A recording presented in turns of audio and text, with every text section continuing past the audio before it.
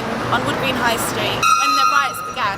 I was sitting at home and I saw youths running outside, setting like anything they saw, and I was horrified. I was horrified. So I phoned the police, as you do, because they were chasing innocent people down the street. The police turned up 6 hours later. By that time, the place was destroyed. Everything was taken from shops. People had literally turned into animals, and I couldn't believe what I saw. And then I thought to myself, why is this happening? What is the reason? Okay, so this is Elliot from Muswell Hill. So Elliot, first of all, what do you think caused the riot was?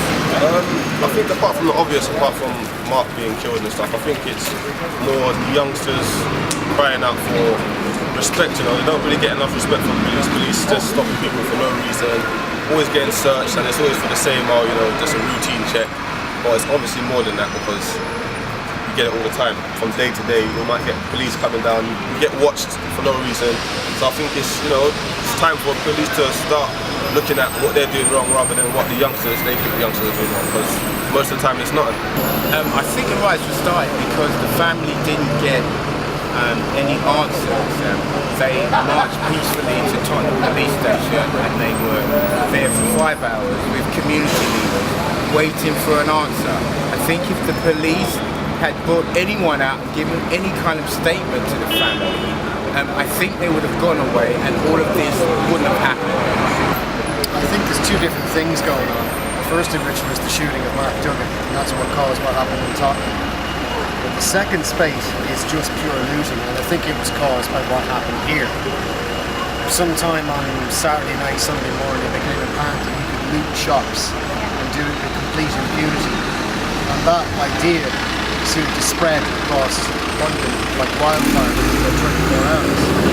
Because it became apparent that you could basically barge into a shop, rob anything you wanted, and the cops were going to do nothing.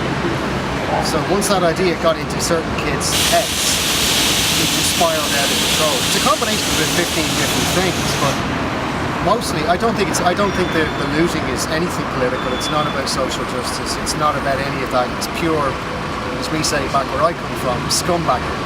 That's all it is. They're just scumbags looting and destroying their own communities.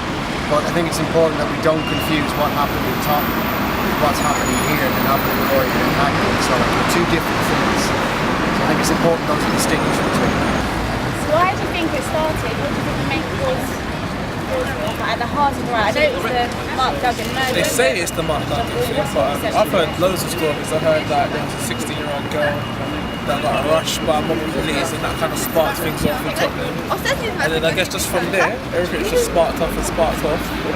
And what people have seen is that the police are actually not doing anything about it. So people are coming from South London, East London, to wherever people are rioting, and they're looting because they're seeing that, oh, we can get free stuff, and the police is not going to do anything about it. So this is Wood Green High Road. As you can see, all the shops are boarded up. There's a police presence around. People are walking around like there's tension in the air, like something has happened, like there has been a riot. Like there were cars that were setting fire, people were chased with stones, with rocks, with poles. Shops have been destroyed inside and outside. Items have been taken by youngsters. This area is one which draws a lot of attention. A lot of people come here to do their shopping, but today it was like a ghost town. People did not want to be around at all due to the riots, due to the conflict, due to the tension in the air. And the question is, will this ever happen again? Will the riots continue tonight? Will it continue tomorrow? And what is going to stop this from happening again? What do you feel is the feeling behind the looting? Do you think it is the fact that there's step deprivation, that people are going out there because they haven't got anything, or do you think it's more an aggressive manner that they're just saying to them, they're saying to the police and they're trying to send out a message saying we can still because we can get away with it? It's really, to be honest with you, it's nothing to do with the police. It's the fact that they are deprived. They have nothing. And I speak to a lot of people and they can't even afford food for their children on the table or what have you.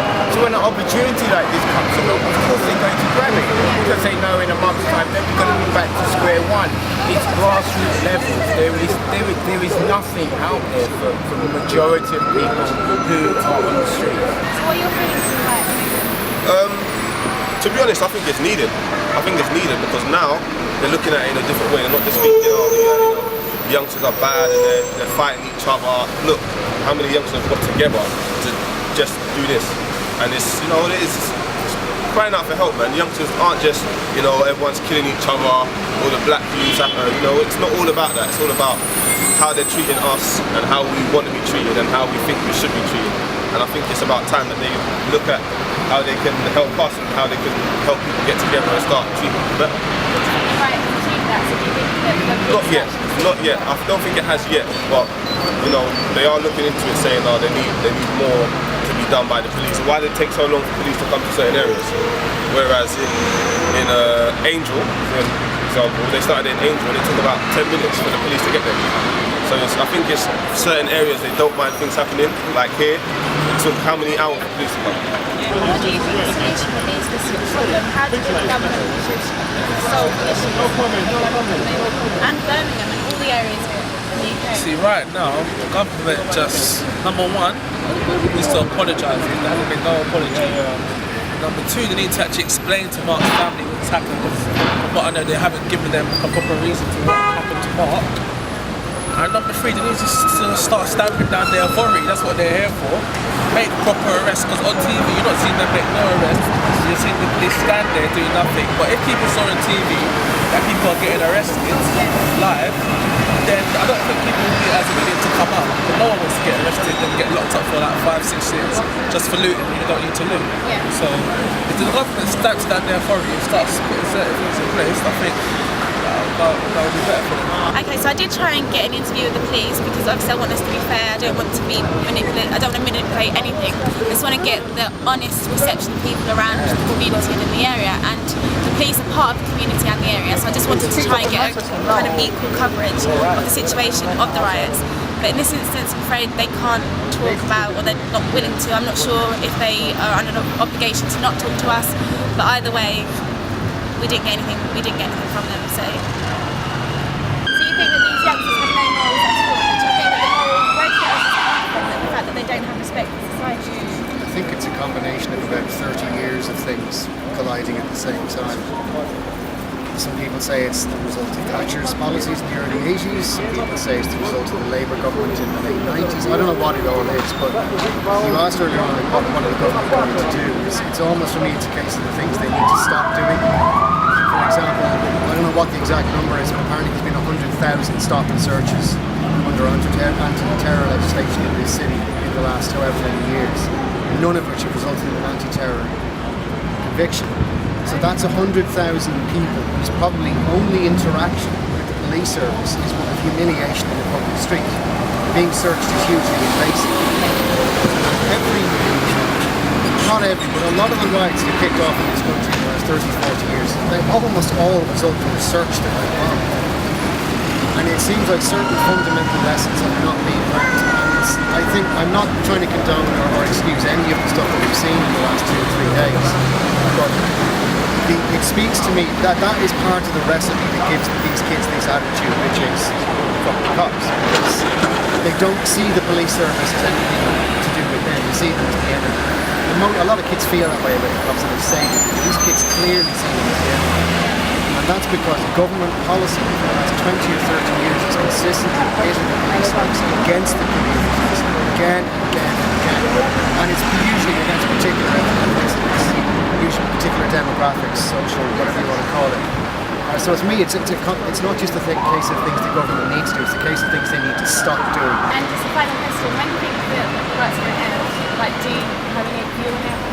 I don't have a clue. I do not have a clue. I think until most things are resolved through not just the media, through like in depth, I think it will go on for, I wouldn't say too long, maybe a couple more days, but you never know. You never know how long it will.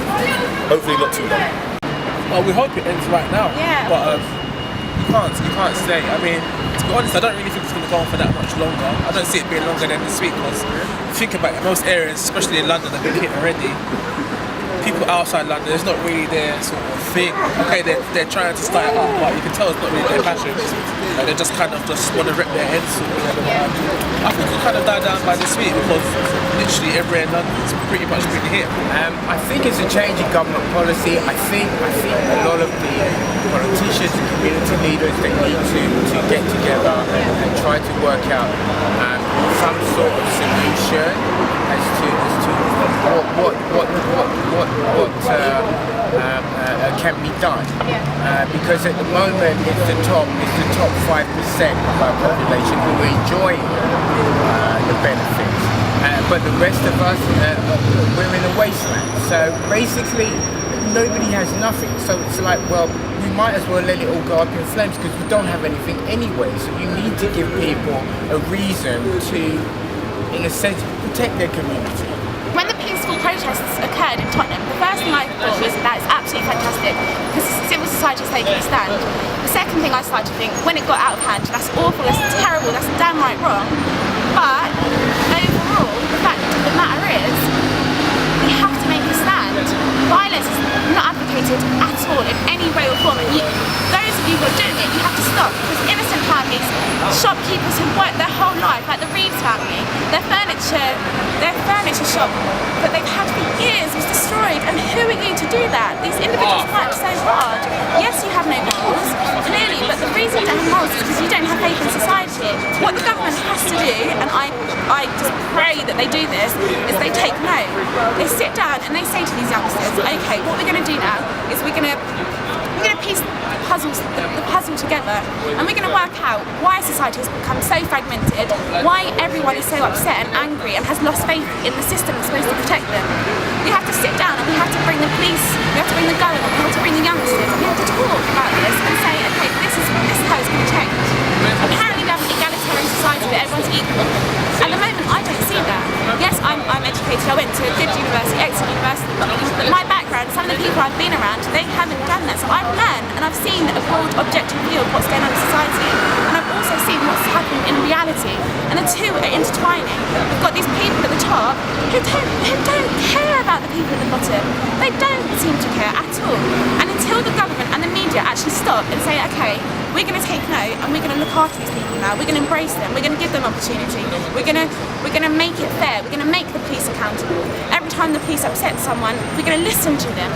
And that's when I personally believe the riots will end. But until then, all I do is pray that these individuals, these youngsters, take heart, take note and realise they're making the situation worse. If I were you, I would start talking and make this political. No longer violent. We don't need violence at all. It's terrible. We need to stop, talk about this, and then make change.